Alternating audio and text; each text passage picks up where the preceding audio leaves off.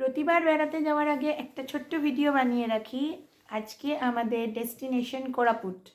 কোরাপুট যাব আজকে সম্বলেশ্বরী এক্সপ্রেসে রাত্রিবেলা 10টা 10-এ হাওড়া থেকে। এখন বাজে 8:30, এখন আমি বেরোচ্ছি। আমাদের একটা ছোট্ট গ্রুপ ছিল, মানে গ্রুপ তৈরি হয়েছিল ভুটান বেড়াতে গিয়ে। সেই গ্রুপেরই কয়েকজন মিলে আমরা আজকে বেড়াতে যাব। মানে ওখানে গিয়ে এতটাই ভালো সম্পর্ক তৈরি হয়ে গিয়েছিল, মনে হয়েছিল আবার কোনো একটা ট্যুরে গিয়ে যদি একসাথে মিট করতে পারি তাহলে খুব ভালো লাগবে।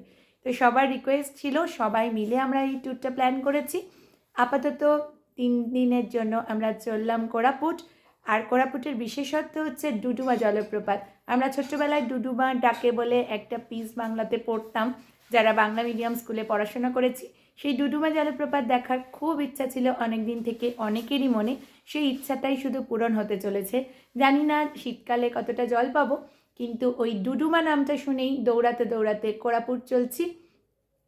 জগদলপুরটা যদি একটু হাতে সময় থাকতো একসাথে করে আসা যেত, কিন্তু জগদলপুর আমাদের সবার পক্ষে সম্ভব হবে না। যারা আমরা স্কুলে চাকরি করি তাদের 2 তারিখে স্কুল জয়েন করতেই হবে। তাই 1 তারিখে আমাদের ট্রেন, আবার 2 তারিখে ফিরে এসে সবাই স্কুলে জয়েন করে যাব। তো চলুন আমাদের সাথে পুরো ট্যুরটার সঙ্গে থাকার জন্য